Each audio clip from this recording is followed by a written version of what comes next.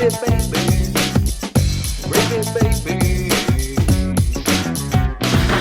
it, baby. Oh, somebody sent you an article about people are saying that word.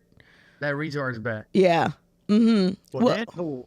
Once Deadpool went all in on it, I mean, that was it. Yeah. That was it. Once Deadpool brought it back, Deadpool brought it back.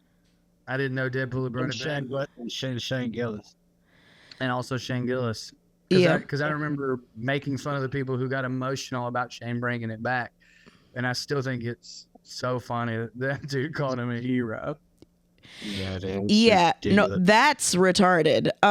If I can be completely honest, that is the definition of Mark, that can we word. open there, please? Mark, can we open on that? We got Carmen to say it. We've been gaslighting you. There's not even an article. Deadpool didn't even come out. We just wanted you to say retarded. I saw Deadpool. I know he said it. No, we made an AI Deadpool along with Bobby. He took you to a theater. Those were paid actors. How like low-key flattering would it be to find out you were the star of a reality show a la, I forgot the name of the Jim Carrey movie. Truman Show? The Truman Show. No. Oh, it would be awful. It would be awful. It would be awful. Low-key, though. All this for me? Yeah. Dude. Jury. Oh, my God. That's actually a psychological, people have experienced, there's a article in the New Yorker not too long ago. Oh, he's in the New Yorker. Oh, shit. This isn't even a YouTube channel about cults. Hold on. You read the New Yorker, too? This man has so much range. DJ's gone full liberal on us. The New Yorker. Time out. Okay, no. But seriously, first of all, you wouldn't want to be in a TV show. Why? Of course not. Oh, He's mad producer Mark now. said that they did this to a guy. Me? Yeah, I was talking to you. No, I wouldn't want to be in a TV show about what it was all about me, and I grew up, and Yeah. I found out everything was fake, Yeah. and everything, there was nothing real about anything. Uh-huh. Oh my God. You think I can handle that? You think that I can handle that? What makes you think that I would handle that well? It's also like, and this was obviously a theme as a movie. Think about anything you've gone through. You, specifically DJ, but also the royal you. And you just be like, wait a minute, y'all just did that to me? Oh my God, dude, I would fucking, oh no. No. I absolutely not. Under no circumstances could I mentally handle that. Hey, what are you saying about the psychological thing? Yeah. Mark, you're rolling, right? You fucking better be. Yeah, he's I'm rolling. chilling. Producer Mark said that they did this to someone. There's a show called on Amazon called Jury Duty, where Jury Duty, wild.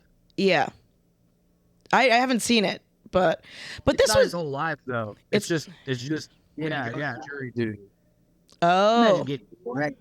Now, He there was might have- really cool about it. But They were it's- talking about how they were worried about that. Like, oh, you mean being psychos? Yeah. yeah, filming someone for 2 weeks and then telling them in hindsight. I mean, yeah, that's insane. That's insane.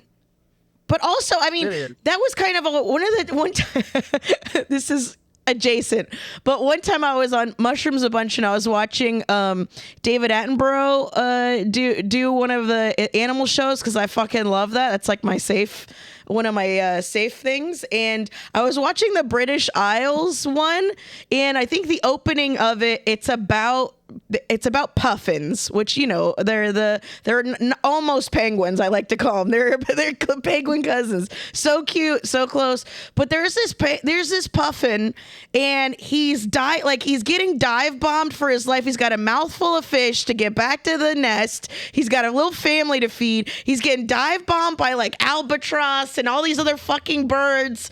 And then he lands. He finally makes it. Half the fish is gone.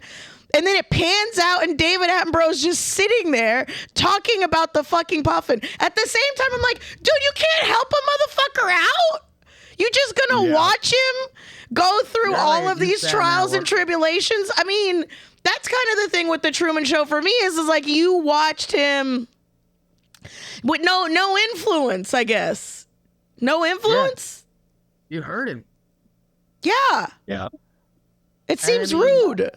He had a relatively charmed life. The two things he went through, that character, was watching someone drown to scare him from water, Yeah. which was awful, and then they made a girl break his heart. Right? Those are the two things he like went through. My point is, if you found out you were going to the Truman Show, like both of you have been through way more than that. So it would be like, imagine learning that someone's responsible, not just that they didn't help you, that they manufactured the pain you felt. Yeah, that's exactly how I feel about the government. That's 100% exactly. If they don't. All stars of the Truman Show. Well, that's it. Also, I mean, that one of the great things about that show is then it's also depicting people's relationship with God, because then that's the whole thing. If he's all knowing, all powerful, or she, or then it is responsible for all of the negativity as well as far as positivity. So it's like then there is something to blame. Sorry, Yeah. I didn't mean to put a dead stop on it, but yeah. Anyway, I don't. your duty was silly. But yes, I think that I hate that. I hate the idea of being filmed without my knowledge. That's like one of the things. That's one of my icks that fucking drives me nuts about how we're supposed to, self. What is it? It starts with the EX. Not expose. No. Exploit. Thank you. We're just supposed to be in the business of self-exploitation, and that's the part of it that doesn't jive with me. Can you exploit yourself? Sure. Yes. All right. That was resounding really stupid. Going back to another thing Drew said that was wrong. That was a joke when I said low key it would be flattering.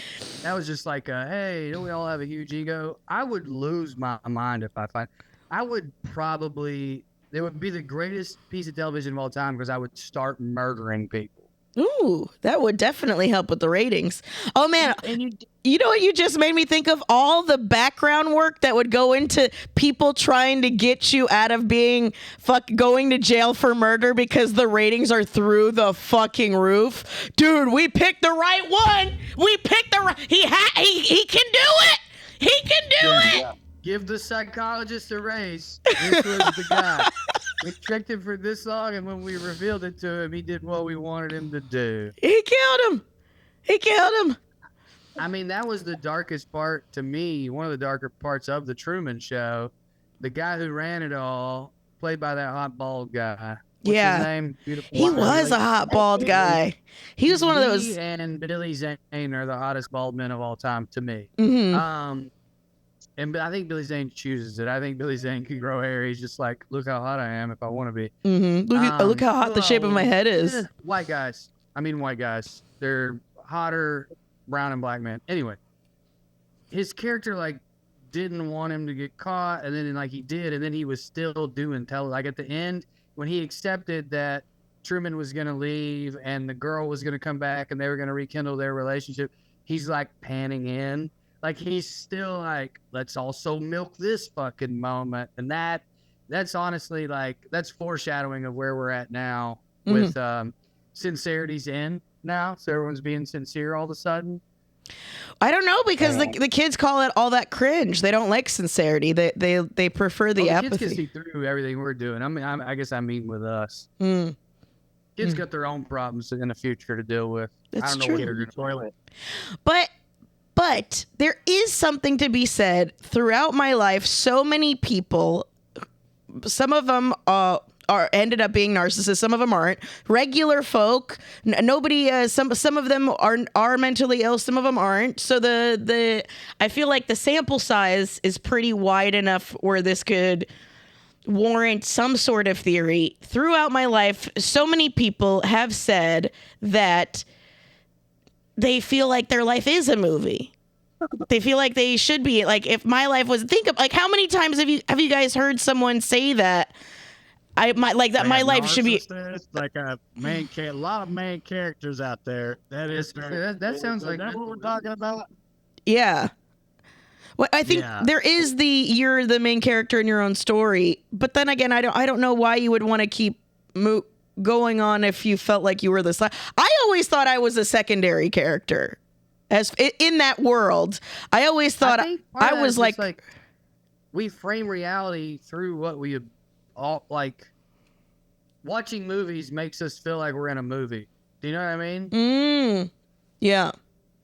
I think that's part of that. I think people open up to you too much. Yes. And I'm sorry. That sounds like a burden. I think if more than 3 people had ever said that to me, I'd have punched the 4th one. Maybe I'm just feeling violent today. I've already been threatened. I think I have heard people say that, but it's never like in a party setting where I'm like, okay, I'm going to a new corner of this party now. No, I mean, I don't know. I mean, sure. I think, but not to be, I think that was gifted to me because it doesn't, that as a gift for it to make people feel comfortable. I think that was given to me because I do have a high tolerance for it. You know what I'm saying? Yes, so I can see that there's 2 sides of that. There's some pluses, and then the negatives is you have to hear people say that kind of stuff. Yeah, all the time. But that's what I'm saying is with that I get to do this research that is meaningless. But to me, it has. But I think a lot of people think that. I think a lot of people think that this is their world. But most people know not to say it. Yeah. Well. Yeah, that's true. That's true. Like when I was a teenager, all right, let's go into a weird confession. Okay. I used to imagine hot girls watching me in my life. Girls I had crushes on. But even at 15, I was like, this isn't normal. Do you know what I mean? Like, or maybe it's normal. This isn't good. I don't need to indulge in this. That's insane. Mm-hmm. Okay. But I'm saying, what I'm saying is, the reason I set everything up that I said is because that's how many people expressed it. So if that's how many people are comfortable telling another person that, you just had that confession. Imagine if everybody that had those thoughts were comfortable enough saying it. I think it happens way more often than not. But I guess what I'm saying is, I think there's a difference between, and maybe this is I'm being too, what's the word? I'm getting into the semantics to I don't know what word I'm looking for, but to me, there's a huge difference between currently thinking that and having thought that at one point. And also having a thought like that and recognizing it as ego and dumb. Yes. You know what I mean? Yes. Versus not recognizing that, therefore you feel comfortable telling people. Yeah. I may be arguing I'm healthy and those people are fucked up, but I genuinely believe that there's a huge difference between oh man, what if I was the star of a movie about my life versus people who are just I've often thought, Carmen, that I should be, and you're like, what the fuck was that?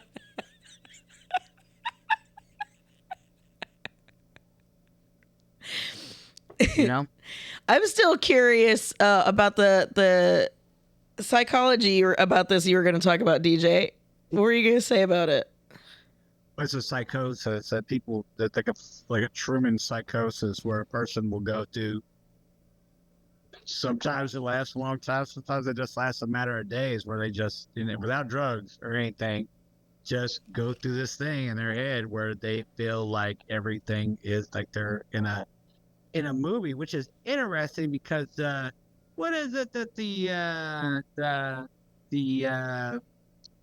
Hindu, the yogis call it Maya, like all of the physical stuff, like you're on a theater and all of the physical material realm here, it's just theater. Mm-hmm. You know what I mean? They call it Maya, and so you're which is interesting because that goes into Einstein and stuff. There's more space and matter than there is matter and space. You can imagine if you're some sort of spirit, that'd actually be essentially the only thing that you are. If you are a spirit, then you are, that's what you are, beyond being whatever kind of material or ego or anything of that nature. But yeah. So anyways, people have that where they kind of feel like they're So in a this movie, everything- predates the movies for people to be like, I'm in my own film, which also makes sense because that was that Shakespeare quote, all the world's a stage, all the men and women merely players. Like, so I think this is this is a thing that's happened before movies have been a thing. So I think it's. They think. Go ahead. This may be sexism, but they think Joan of Arc had it. Just as like a famous historical example. Mm-hmm. So it was like religion. And instead of I must be in a movie, they're doing a movie about my life, which is a form of psychosis that we deal with in modern times. It was God speaks to me. God wants me to lead the army. In other words, stories I've read in the Bible are now applying to my life, similar to stories I've seen on the TV are now my life. It's like they say it. I read a thing in college. It was like, oh, this is the same type of psychosis. Oh, okay. But so then it's God's fault, right? Because that's the whole thing is God can see everything you're doing. It's the idea that you're constantly being watched all the time, which I think that just goes back to the OG organized religions and controlling people. Because if you have the it could be seen as that you are a part of God, but that part is something different than what is physically apparent to you. I like that better. I always know what DJ's talking about. Uh-huh. But I never think many other people do. It's always good for me to look at Carmen and be like, do we need to explain that? No, I think we're good. I was happy you brought up Hindu. Am I saying it correctly? Isn't that the most prevalent religion in India? Yes, sir. So I also read one time, and I think I brought this up on here before. It blows my mind, and it might not even be true. But it's a fun thought exercise in the vein of what we're talking about. That in India, if you visit their mental hospitals, they're schizophrenics. It's like never that the voices are telling them to kill, or that the voices are telling them to kill or harm themselves. The voices are always like, "You're rad." Because he's famous. That's awesome. Isn't that awesome? Dude. Are you kidding me? That's fucking rips, dude. Can we get some positive mental illness? Yeah. Fuck, man. To be born in India and schizophrenic, huh? Yeah, well, of course, like a Westerners would be like, especially an Americans would be uber violent and fucking all about death and stuff. Yeah. It does feel like something a Westerner made up about it. It does. You know what I mean? It's probably not true. Yeah. Yeah, even though it'd be, you never know. It would You be never sick, know. though. In India, the schizophrenics are nice. I studied abroad there, so. That's my hot take. When I studied abroad. Oh, piece of cake. Yeah. Their voices are telling them how to knit. You know what I mean? You know, when you really get into They come pre-skilled. They all have different. I learned a trade from my voices. Our voices are just like, kill it, fuck it, Yeah. destroy it, burn it. Our voices tell the truth. That's why there's a lot of Indian liars out there. I told Chuchar that once, and he looked at me like I was one of the voices talking to him, and that I was the dumbest person. One of the American ones. He was like, so you think that our crazy people are happy in one of the most impoverished countries, most colonized countries in the history of the world? I was like, no, I don't think that at all. I was just telling you something I heard. I think you need to know what the people were saying, you know. I just imagine like a brothel in Calcutta, just an insane person just jazzed up every single day, just juiced up. Like, you know what? I'm gonna be the best whore that's ever existed. Yeah. What if like media really is that powerful on our subconsciousness, especially people who have issues like that? And what if it's just that Bollywood's all singing and happiness, and so they go nuts, and that's what they're being fed, dude? That's what I was thinking about. Before we're in it. Don't do the voice, True. Yeah. It's such a fun accent. Yeah. Oh shit. Well, what's gravy for you guys? We haven't even gotten into our thing. What's been gravy for you Being guys? schizophrenic in India. Yeah, that hits. No. That hits for me too. Probably eugenics. Eugenics probably stopped here. No, I say it stopped here. And 63. Mm-hmm. But it probably stopped here mid 70s, where they were chemically castrating people because the amount of inbreeding that was going on. Mm-hmm. That's great. That's what's been hitting for you. It's like just by finding out it's over. Is that what you mean? Yeah. I thought that was interesting. That's not necessarily what's gravy for me. I just want you to know that is what you said. What's been positive? What's good in your life? Well, the only thing I can think of when you said that, I started thinking about what I've been doing lately. Basically, all I've been doing is arguing with the kids I work with, like every day, like straight up. Oh, tell Carmen who they think overturned Roe v. Wade. Oh my God. Oh my God. I think Biden did. Oh Like, my this is like God. one of the many arguments. Well, but honestly, listen, the broccoli. He's in charge. Yeah, it happened while he was on there. They don't know shit about. They think that they don't understand government. You thought that senile man who's been pro-choice his whole life, all of a sudden. Back up and punch. Yeah, we're stretching it. We're not. No. He's real old. A whole life is a lot of years. That's true. That's fair. That's fair. And even towards the end, there's the interviews that he had, he was like, "Oh, well, I've never believed my body, my choice thing, but I've fucking, there's interviews." He's not a great guy. Anyway, tell her about the kid. Okay, yeah, tell me about the fight. The kid, because Roe was turned over in 2022, but it's not even just so much that, is that they watch these like right-wing streamers like Aiden Ross and these people who are really intellectually, like they're very low education. They have like debates with these like other people, but there are debates online, which is also, and people talking about, which is also really weird, that there is no censorship for this type of misinformation.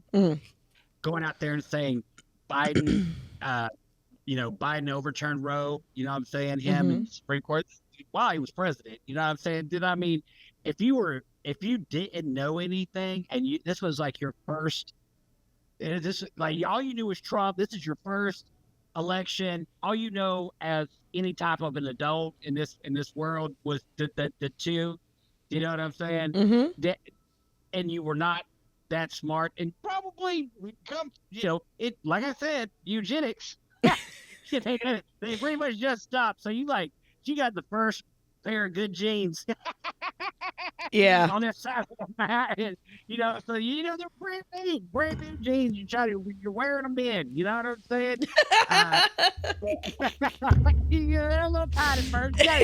These are my starter jeans. The first French pair that your family's ever had. So, but yeah, dude. So yeah. So like, I can see if you're going into this type of low information, but like, yeah, it's been arguing with them, trying to teach them stuff that it's so crazy. And that's the same thing could be said for the mainstream media. It's just like another place for them to get misinformation. It's annoying. Especially when then all Trump has to do is go out there and say, well, I'm going to make the most beautiful abortion plan ever. And between the two, these kids are like, yeah, fuck yeah, dude. Biden overturned Roe and did all this other bad stuff that the Supreme Court did, of course, but they don't know that there's no nuance. It's a very low information, very, it's a great time to be a grifter, dude. It's a great time to be a grifter. If only I had committed to the bit to just be, I feel like that's how I don't really care about being rich. Because I could sell it. I could totally sell it. I don't care. I would rather not. Yeah. Yeah, that's very true. I don't like the mainstream media, but I got to go back and say they're not saying Biden overturned Roe v. Wade. I feel like there's a slight difference between what's going I on. just meant misinformation. Yeah, we're Yeah. all Yeah. So that's all hitting very for DJ. That's going really good for him. He likes that. No. When you said that, I was like, "What's been going on?" I'm like, I'm just thinking about these poor youngins. I did get to teach them about. Are they HR receptive? Geiger. They're getting there. I did get to teach them about H.R. Geiger and Danzig because the new Alien movie hit for them real hard. So we got to, saying I'm gonna slowly get them into Misfits and things like that, and more. And they like Geiger, and they're all gonna go watch all the Alien movies, and they're hype on that. So that's cool. There's work to be done, but I'm saying I'm actually a very patient man when it comes to that. It's just, Yeah, buddy, you're water. You'll erode their ass. I get it. That's the way to do it. Slow play. Yeah. Put that on a t-shirt. Erode their ass. I'm a fucking jackhammer, dude. I'm gonna burn the oil out trying to break you. That's very telling about you in many aspects of your life.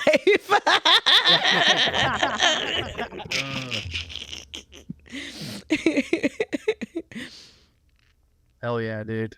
What That's a fake joke. I don't know though. Yeah, you get it. You got it. Was I cool in the joke? Mm-hmm. Fuck yeah. Hell yeah, bros. Man, I'm trying, guys. I'm trying real hard to think of a specific thing that's gravy that's not. I don't want to make it sound like my life's not great. It's just that I've said the same thing so many times. My wife and my kid. Mm-hmm. Israel just went into the West Bank. I'm tired of pretending like it's not just infuriating and disgusting and awful what's going on every day. I'm tired of not talking about it, but I'm also tired of thinking about it, which I realize is such a privileged thing to say. Comedy in Knoxville. There we go, dude. There's some rad people over there, man. There's some hacks. There's some hackies. Mm-hmm. But there's also like some sincere hacks. And what I mean by that is like they don't know they're not funny. They're not tricking anybody. They just don't have a lot of talent. I like that, because it's just so much nicer to see that sincere badness than being in LA where it's like, dude, you don't even believe that. You just think, you know what I mean? Yes. Anyway, there's like almost, there's almost no one great, but there's some really good people and they could get great if they stick with it. And there's some really cool stories being told. And, that's, I don't do a lot. I just hang out with my kid mostly. And then I'll work on this awful job that I've been doing. And, that's all you're getting from me right now, Carmen.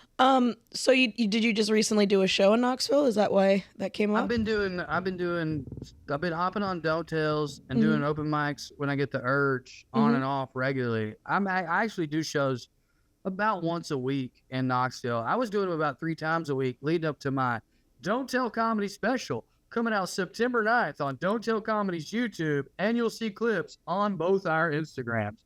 I started doing a lot of shows and meeting people, and some of them are like walking red flags. Sure. But I like that, If you got a good heart. Because they're a red flag. Red flag is a shitty person.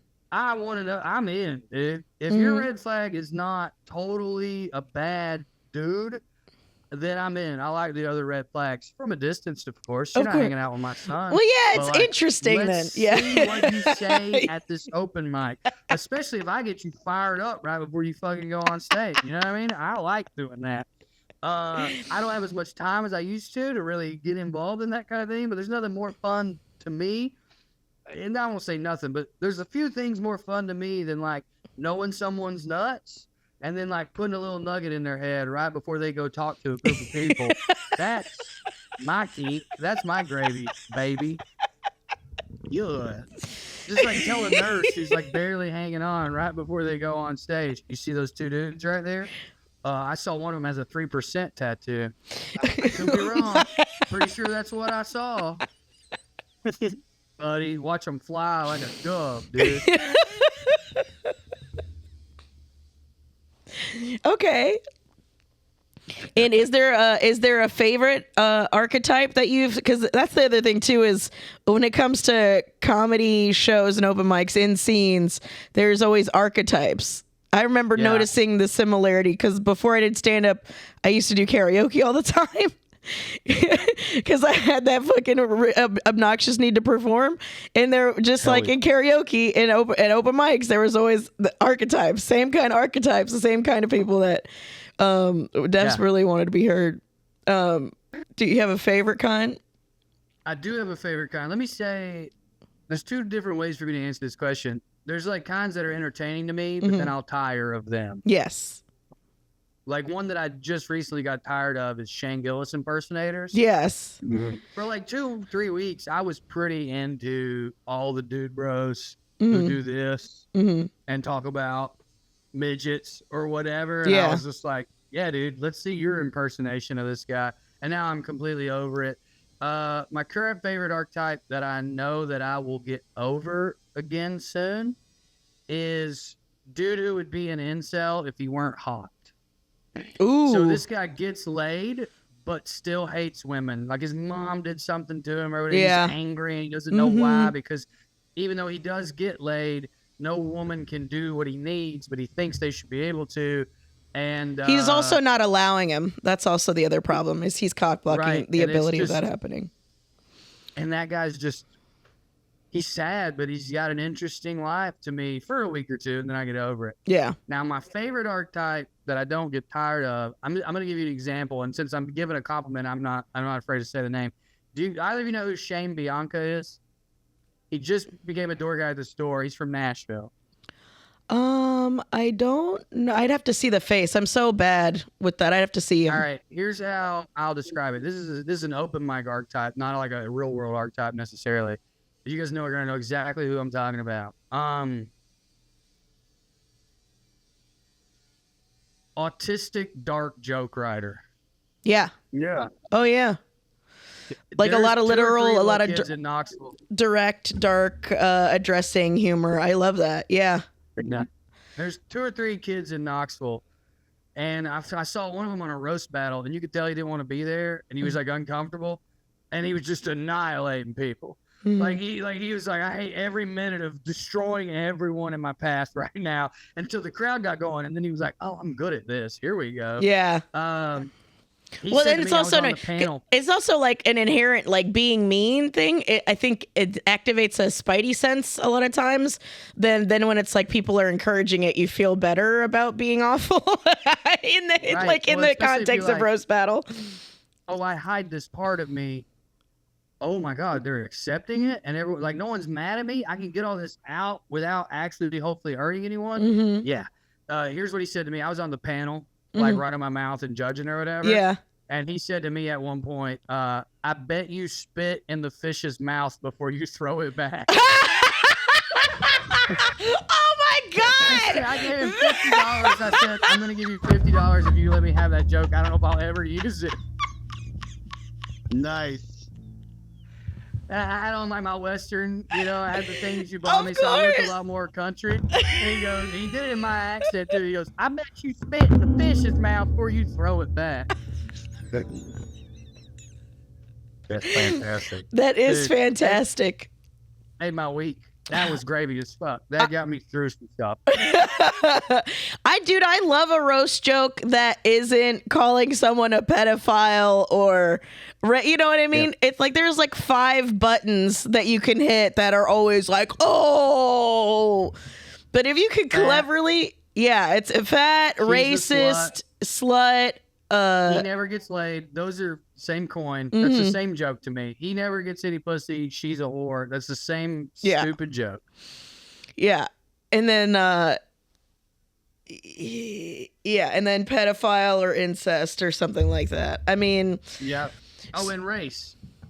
Yeah, I said race. Like anything different about you. And I get it. If somebody's like in a wheelchair, you have to address it. But it's like, dude, And so when I used to do it in New York, every single joke was that I was a dumb redneck and I had an every single one. Waffle House, this cousin, fucking that, and I was like, I wanted to say, but I didn't because I wanted to keep winning. I never lost a roast battle in New York. I mean, I quit after like 8, but I was like, I wanted to say to him, "You guys are losing because everyone in the audience has heard some version of this." Yeah.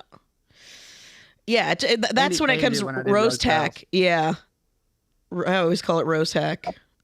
Right. Because it's Andy like, hated it when I did them because she didn't like, I think she was like, I know that's in you, but I don't want to see it because I was really mean and really good at it. I think it goes back to what we were talking about. It's that dark, being able to see the observing things and then, having a place to like release it where it's safe. Oh, Yeah. I think you could do a psychology dive on me and even take it back to like being a public defender of like, oh, you keep putting yourselves in a position to be a huge asshole, but feel good about yourself when you do it. See, we don't even need to do a deep dive. We already watched that part of the Truman Show, the Truman Show. I knew it. Where you guys at? The end of the bed? Compelled to see what happens next. I love an anti-hero story. What? I was continuing the bit. What were you saying? Oh, I just said I love an anti-hero story. That's the only Taylor Swift song I like. Okay.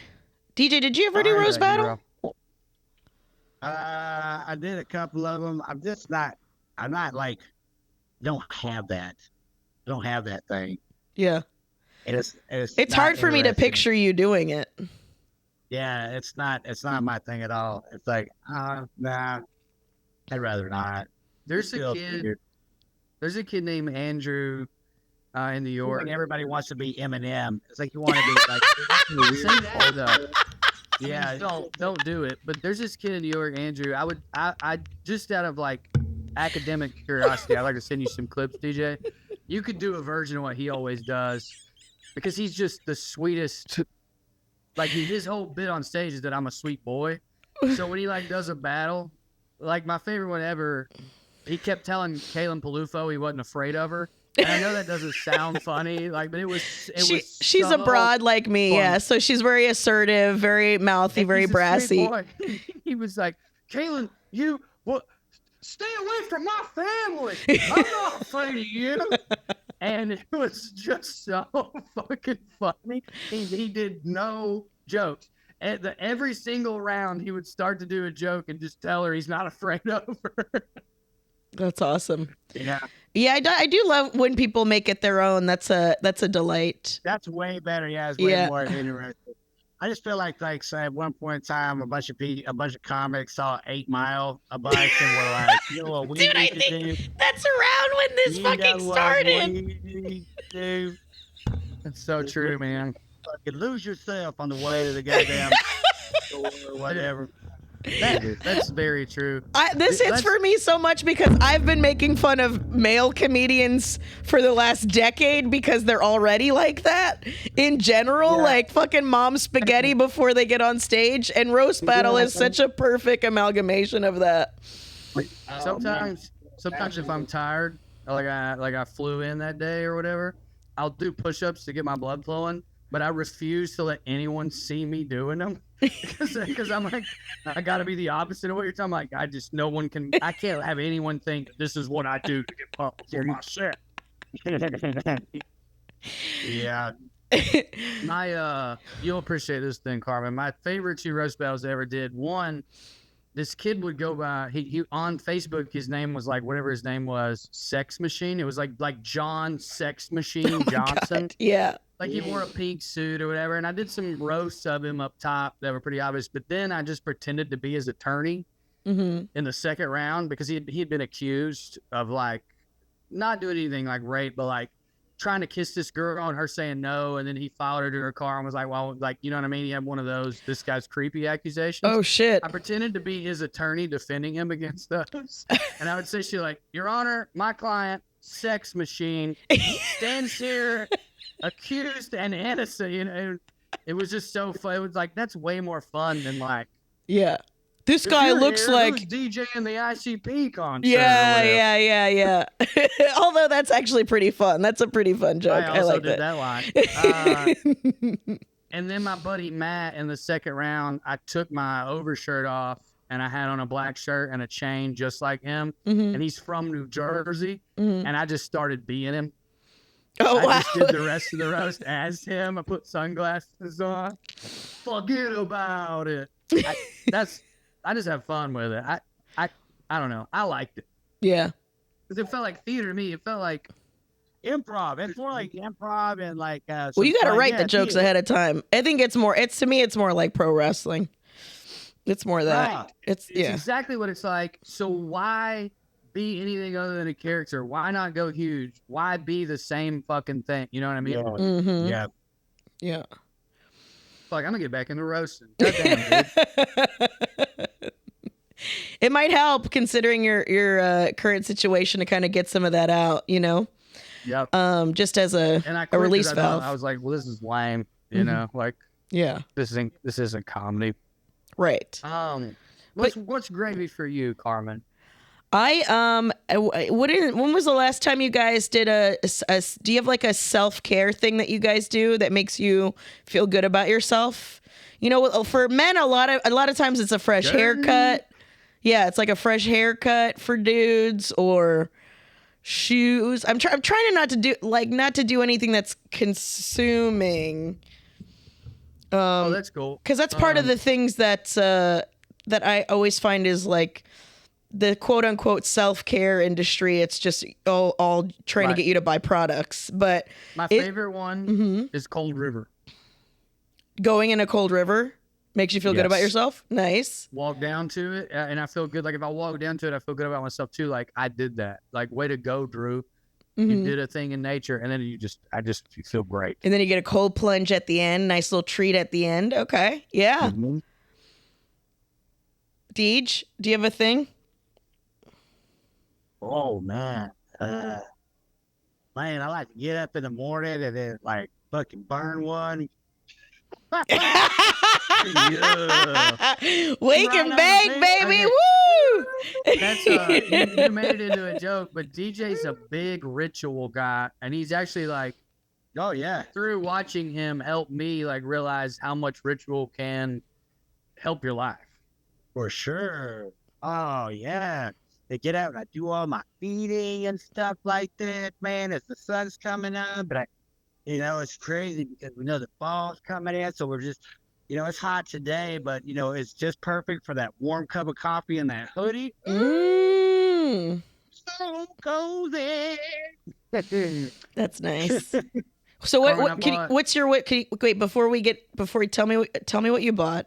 But what was your ritual? Tell me what the ritual is.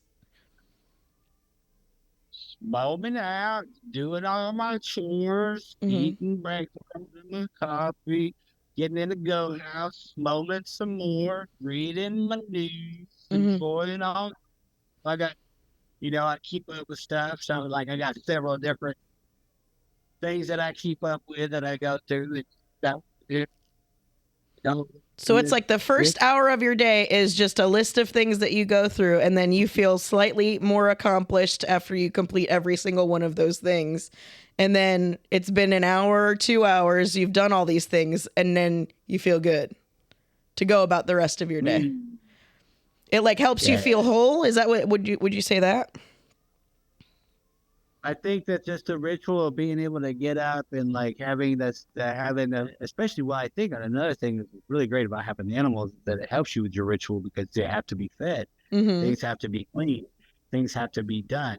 So these things have to be done in order. They have to be going in, and with this process, it makes it brings. I'm not just walking aimlessly around like trying to stare into Purpose, space. Purpose.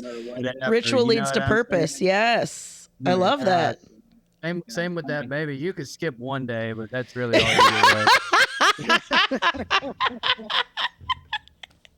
They want to eat every day. Did you know that? They didn't tell me that. Dude, they shit every day, and if they don't, it's bad. It's bad. You have to hope it'd for be shit. rad. Yeah. That's the thing about parenthood nobody tells you about is you have to wish for shit. Like literal You're just shit. wishing. Once a week, you're shit wishing. Man. What's a ritual that you've gotten because DJ taught you? What do you have a ritual now that he's So I think he taught me the importance of a morning ritual, and then I do have one. I mean, it's pretty basic. Although I've been incorporating journaling every morning, which I used to do before, Mhm. and then I got away from. I have this problem where I think a lot of people have a version of this. Like, do you guys have bands you would like, but you hate their fans, so then it Yeah. almost turns you off? I have a fucking Or, like, joke this- about it. Tool, fucking. Right. Oh, man. Oh. Or like, I love this Tool, movie's rad. but I can't stand their I know. fans. or like this. I'm movie's sorry. rad, God, that like this guy's in it and he's a shithead, you know, and Mhm. it's like it's taking it away from me. So there's this book called The Artist's Way, and I got very curious about the Little author. Julia Cameron. Yep. She's Yeah, wearing a I little didn't like sailor what I outfit. found out. Oh I yeah. didn't like what I found out about her, so I just like got rid of it. Oh my God, tell me what? What happened? It's What's nothing majorly bad. It was just annoying. Like, she was married to James Cameron. Her brother's in the. It's like, oh, you're just like you got this book deal. It doesn't matter. that book has helped so many fucking people, and it was just because Including me. it just. Well, that's why I wanted the salaciousness of She's just a nepo rich. Like, so when you're reading it, she references like selling scripts. mhm. But then it's like, you didn't sell any scripts. You were married to the fucking one of the greatest, which is fine. It's not that. It's just like even you. I had no who's all about the idea. sincere This is coming from so a place of fun. artistry, you're also full of shit and trying to. Even this book is an advertisement for what you really wanted, which is fine. I don't want you to think that I read that and was like, fuck her. I just found that out, and then I'd pick up the book and be like, everything. You know what I mean? Anyway, I've gotten over myself, and I'm circled back to it, and I'm in journal. That's good. Your morning pages, very nice. I always had a hard time with morning pages. It always felt lame to me. It is. That's the point. Yeah. That's one of the best points she makes is like, be lame so that when later you're trying to write your jokes, the lame's out of you. It's like poison. You gotta bleed it. Yeah. Right. They're lame. Don't ever go back and read them, dude. You will not like yourself. That's the other thing. Doesn't further on in the book you're supposed to go back and like sift through it to find little nuggets of gold or whatever. I mean, I have a hard time doing that with sets, let alone mindless drivel. That might have been what really happened to me. I got to that part. I needed an excuse to quit, and I blamed it on her. I just think it's fun. To me, the funny part of this is that this fucking nepo baby married to James Cameron fucking was kind of thrown like, why don't you do something? You know, this was her fucking side project, was probably backed by someone. She didn't do it herself. Any of the, like, all of those things were Maybe. They ended got up divorced accidentally quickly. being super helpful. You're right. But Well, she's dude, like, you know, it makes a lot of maybe. sense too. She's like, you know, take yourself out on an artist date, buy a notebook that you like, do all, and it's just like, yeah, but you didn't have shit to do. You were completely taken care of. Well, let me be clear. Okay. They ended up getting divorced it was a whirlwind romance. Okay. But then her brother also ended up in the. I wasn't making I have no evidence that she didn't do the book on her own and like it blow up on I its know, own. but I don't I'm care. saying I that like when making you fun of read her in the for book, it.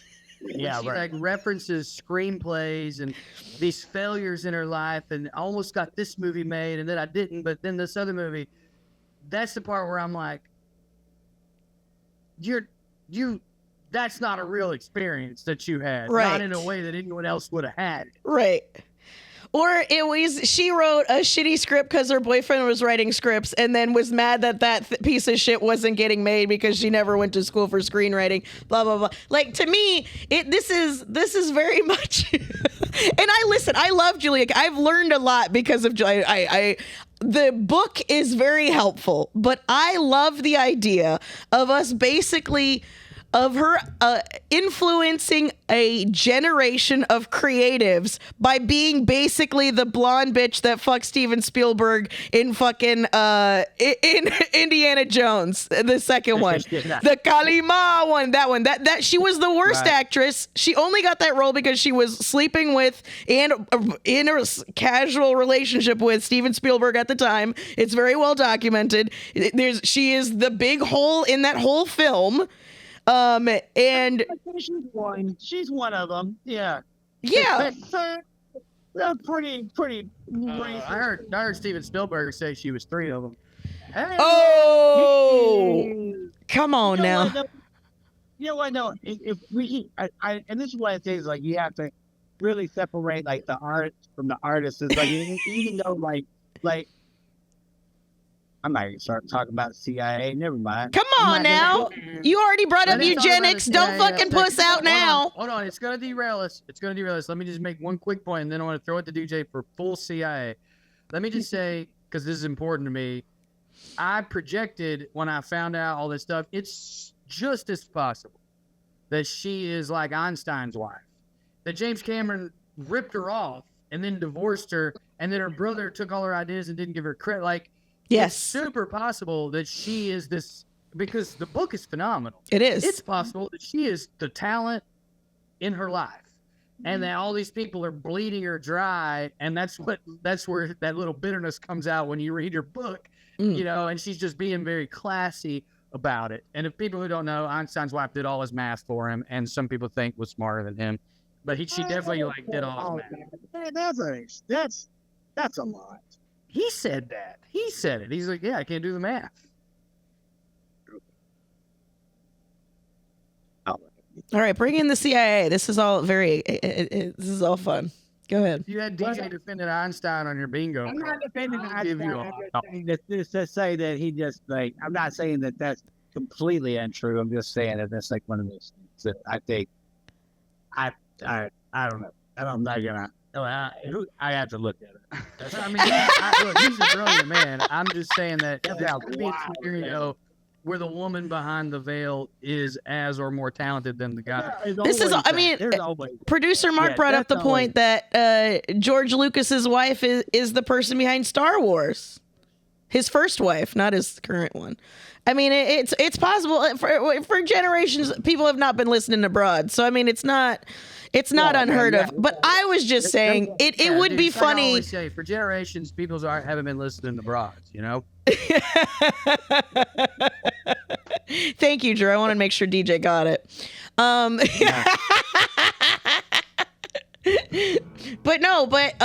Yes, but what's funny to me is like sometimes the hoes are right. That's all. Yeah, no, and Julia might be one of those hoes. That's what I'm saying. DJ, yeah. CIA. Okay. Bring in the CIA because I do want to know how you're linking this.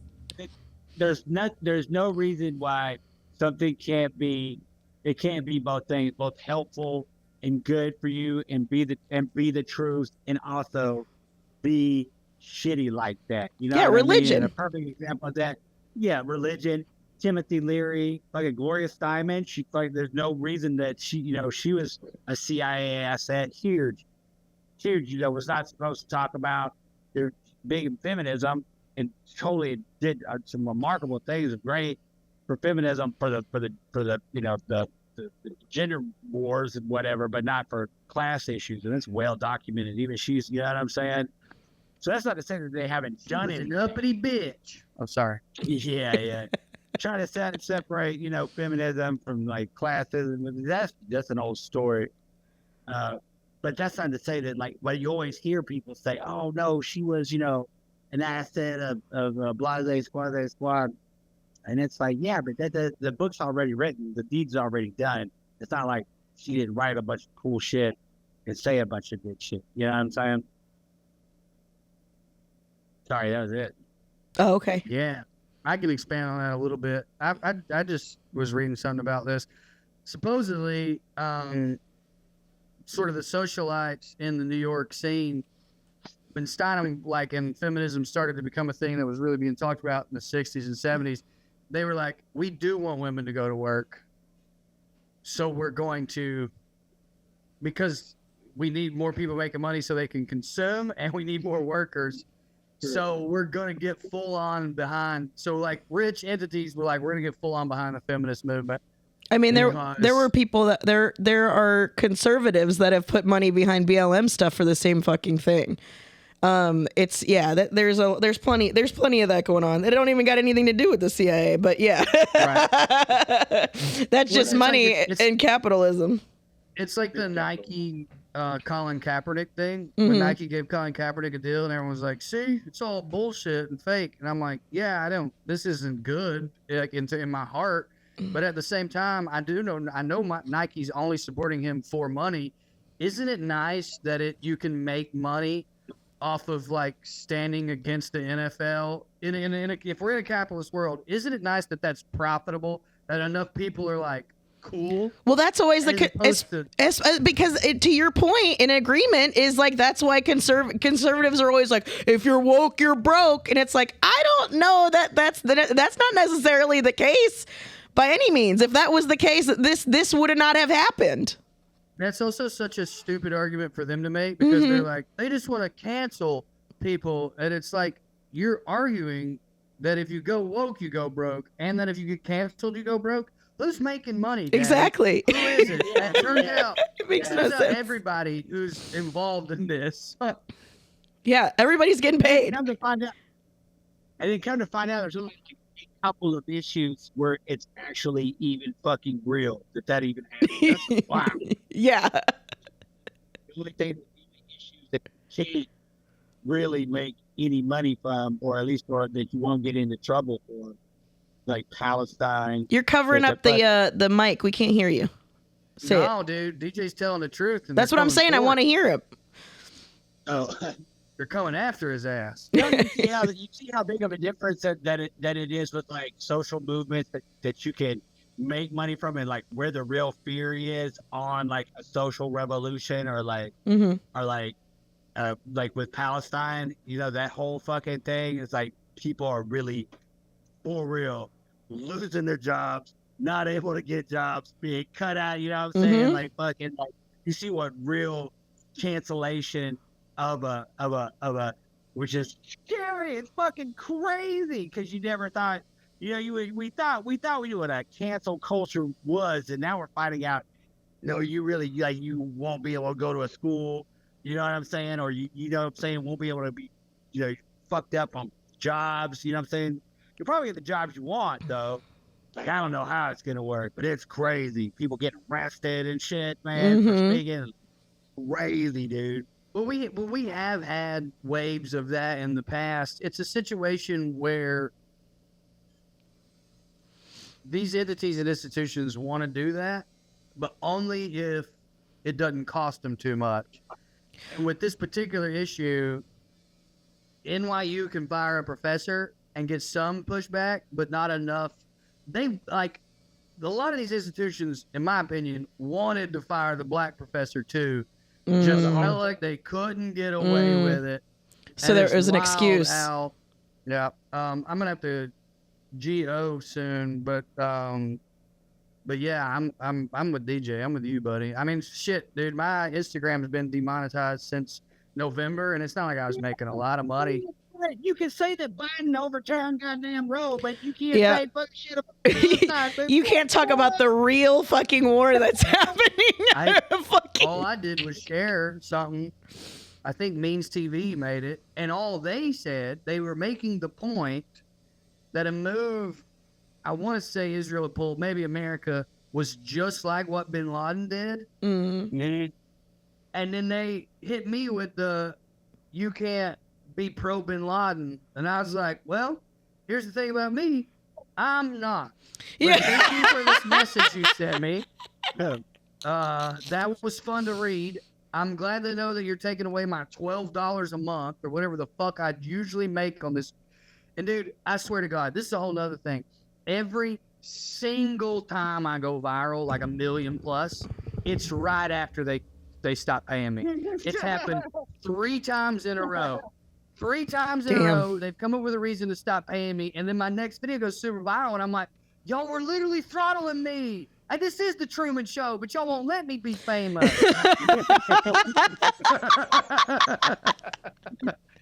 Full circle. It's so hot in my mother-in-law's house. They don't believe in AC. Full circle. Do you have anything you want to plug before you go? Raleigh. Yes, I do. Raleigh Improv. Go see Drew. September 15th at the Raleigh Improv. Before that, September 9th. I want you guys to watch my Don't Tell. I'll put the clips out, share them, comment on them. I'm very proud of it. I can assure you, I would say everyone listening, there's a new joke for you. Unless you saw me live within the last 2 months, I mean, there's no way. None of you have seen all these jokes. It's going to be rad. Don't Tell comedy. I'm pretty pumped about it. Raleigh on the 15th. And my birthday's the 1st. So, like, you know, do it for my birthday. I Happy birthday! Are you going to do anything for your birthday? We're going to go bowling. My mom's going to watch the baby. We're going to go bowling. I always ask for nudes on my birthday. Only one of you ever sends them to me. And that's fine. That's fine. I'm not bullying you into sending me nudes. But this year, we're changing it up. I want a different thing, and you can do this, which is share my Don't Tell. If you're not going to share your nudes, share my Don't Tell. Tell about his Don't Tell. Make sure you scream it from the rooftops. I'm excited to see it. Do tell. Do tell about my Don't Tell. Very nice. For me, I'm around Los Angeles until September 19th to the 21st. I will be in Seattle, Washington at the Club Comedy. So make sure you guys get tickets for that. And guys, I love you. I love you too. I'll see you guys next week. Thanks for listening. Patreon.com/GravyBabyPod. What? You're listening to this on Friday morning? That is the new release day for the Gravy Baby Oh, podcast. shit. Yeah, we didn't tell them. On Fridays now. I'll put it in the description. We come out on Fridays now, okay? That's just, we're like half-price appetizers at Chili's, okay? We're coming out on a Friday to your table. Nibble us up. Yum, yum, yum. Quite a variety. Quite a sampler platter you got today. All right, guys. Thank you so much. We'll see you next week. Bye.